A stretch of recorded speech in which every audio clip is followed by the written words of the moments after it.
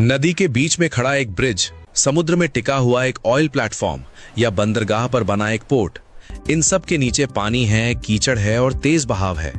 फिर भी ये स्ट्रक्चर्स सैकड़ों साल तक टिके रहते हैं। आखिर इनकी फाउंडेशन पानी के अंदर कैसे बनती है? आज हम देखेंगे पूरा process step by step 3D animation के साथ।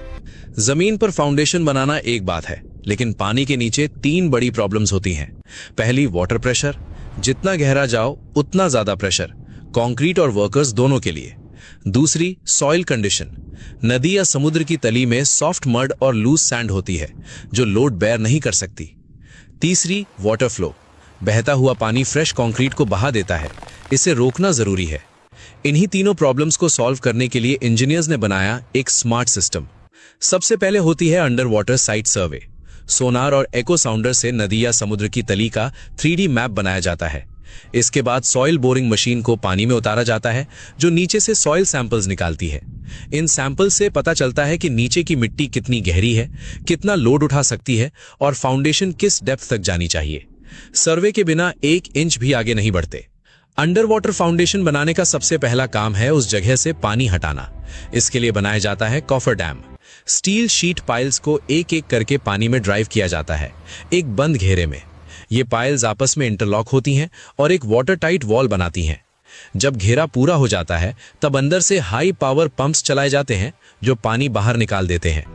अब कॉफर डैम के अंदर एक ड्राई वर्किंग एरिया तैयार है, पानी के बीच में, जहां वर्कर्स और मशीन्स आसानी से काम कर सकते हैं। ड्राई एरिया मिलने के बाद शुरू होती है पाइलिंग।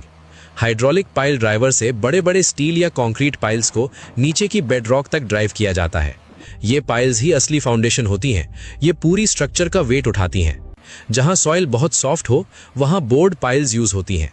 पहले होल ड्रिल होती है, फिर उसमें स्टील केज डालकर कंक्रीट पोर की जाती है। और जहां बेडरॉक बहुत गहरी हो वहां फ्रिक्शन पाइल्स यूज होती हैं, जो मिट्टी की फ्रिक्शन से अपनी जगह टिकी रहती हैं। सभी पाइल्स ड्राइव होने के बाद इनके ऊपर बनता है पाइल कैप, एक मोटा कंक्रीट प्लेटफॉर्म जो सभी पाइल्स को आपस में जोड़ता है और लोड को इवनली डिस्ट्रीब्यूट करता है। लेकिन यहाँ एक बड़ी प्रॉब्लम है, अगर कंक्रीट को ऊपर से गिराया तो पानी उसे बर्बाद कर देगा। इसके लिए यूज होती है ट्रेमी पाइप मेथड। एक लंबी स्टील पाइप को कंक्रीट के अंदर डुबोकर रखा जाता है और कंक्रीट को धीरे धीरे नीचे से ऊपर की तरफ फिल किया जाता है। इस तरह कंक्रीट कभी पानी के संपर्क में नहीं आती और पूरी स्ट्रेंथ मिलती है।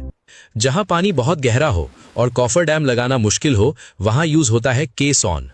केसॉन एक बड़ा हॉलो बॉक्स होता है, स्टील या कंक्रीट का, जिसे ऊपर बनाकर पानी में फ्लोट कराया जाता है।